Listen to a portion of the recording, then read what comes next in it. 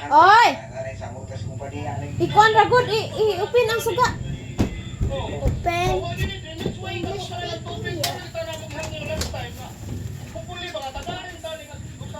Isa na.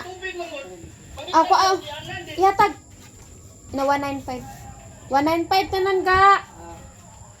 Dahil patuloy pang inaalam ng Cebu PDRMO ang kabuang danyos ng malawakang pagbaha. Samantala, Quite 5 dito. ng maraming mga pasahero dito sa kinilalagyan natin sa Pier 1 ng Cebu City. Matapos resume na ang biyahe ng mga barko. Matapos itinaas o ini-suspend na ng Pag-asa ang itinaas na storm signal dito sa Region 7. Sinil? Ingat at maraming salamat. Dali apo, Jinsi. Hinaya po ni mo gulok. Uy.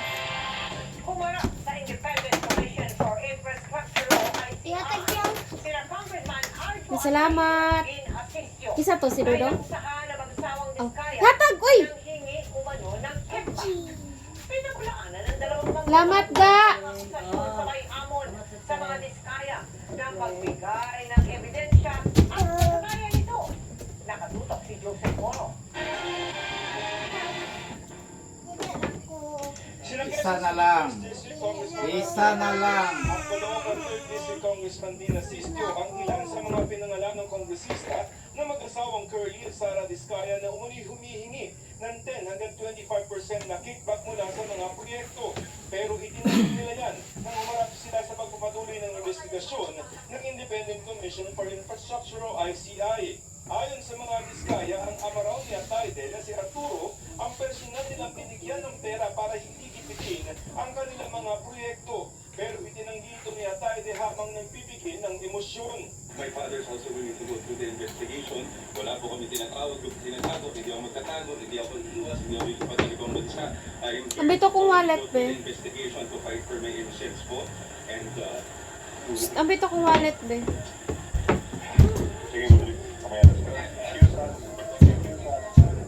Sa isang pahayag, pagkatapos ng tumestigo, dagdag ni Atayde, lahat daw ng mga flood control project sa kanyang distrito ay ipinanukala ng DPWH. Asa man ang imong pagbalik ron? Pagkahandi ng DPWH ng mga existing at Asa man ang imong pagbalik ron? sa kanyang distrito. Kanira man lagi. Wala raw ghost project tuloy. Hapit ngayon, Wala pasaw. raw Di ninakaw pagbalik ko na pera tayo. ng bayan. Gani, Wala asa rin man ron? kaugnayan Ano ka man? Kung palit ko gatas.